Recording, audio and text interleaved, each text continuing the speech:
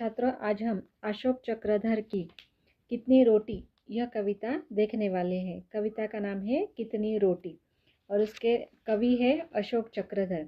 अशोक चक्रधर जी का जन्म 8 फरवरी 1991 में खुर्जा उत्तर प्रदेश में हरिहरपाड़ा मोहल्ले में हुआ था।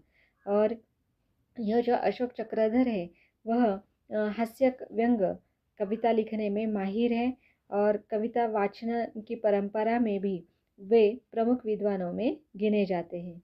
उन्होंने टेलीफिल्म, वृत्तचित्र लेखक, निवेदक, धारावाहिक लेखक, निर्देशक, अभिनेता, नाट्यकर्मी, कलाकार तथा मीडिया कर्मी के रूप में काम किया है।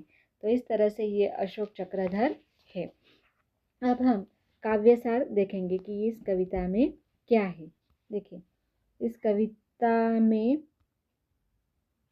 बहुत ही कम पंक्तियों में, बहुत छोटे शब्दों में उन्होंने बहुत ही गूढ़ इस तरह का अर्थ दिया हुआ है जो कि हास्य का एक अनूठा दृश्य प्रस्तुत करती है। एक छोटा सा मजाक है लेकिन उसमें काफ़ी बड़ी बात यहाँ पर कही है। देखिए, गंगा नाम का एक पात्र यहाँ पर आता है। गंगानाथ से पूछा जाता है कि खाली पेट वह कितनी रोटियां खा सकता है, तो वह बतलाता है कि 7 रोटियां।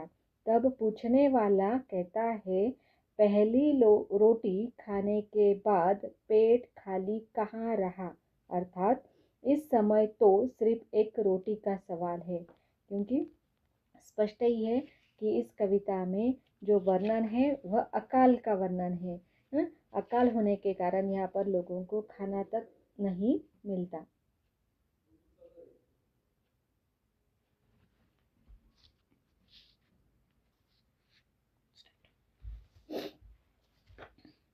प्रस्तुत कविता देखिए, पहले हम पढ़ लेते हैं। कितनी रोटी।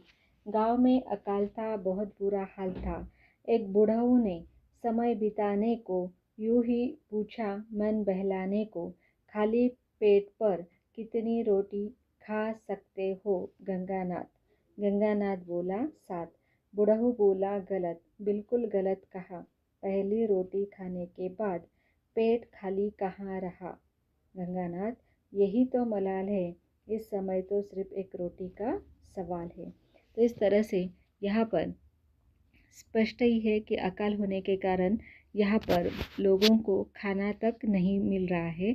और ऐसी स्थिति में कल्पना कीजिए कि काफ़ी सारी नागार्जुन की भी